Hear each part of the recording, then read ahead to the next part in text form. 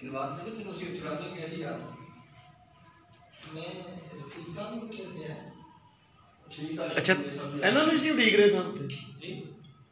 ਕਿਉਂ ਸੁਭਾਨੀ ਸਾਹਿਬ जी जी ਇਹਨਾਂ ਦਾ ਇੰਤਜ਼ਾਰ ਕਰ ਰਹੇ ਸਾਂ ਅਸੀਂ ਉੱਥੇ ਇਹਨਾਂ ਦਾ ਇੰਤਜ਼ਾਰ ਕਰ ਬੱਸ ਮੇਰਾ ਸਾਡੇ ਨਾਲੋਂ ਵੀ ਪਹਿਲੇ ਪਹੁੰਚੇ ਨੇ जाना है खबर से जो फिर देख रहे होंगे कि इवन से जो है शायद नहीं गए ਉਹ ਕਹਿੰਦੇ ਇਹਨੂੰ ਲੈ ਕੇ ਜਾਓ ਜੀ ਨਾਲ ਨਾਲ ਲੈ ਕੇ ਨਹੀਂ ਲੱਗਾ ਮੈਂ ਚਲੋ ਠੀਕ ਹੈ ਤੁਸੀਂ ਚੱਲ ਜਾਓ ਕਰੀ ਇਸ ਤਰ੍ਹਾਂ ਚੱਲ ਨਹੀਂ ਹੈ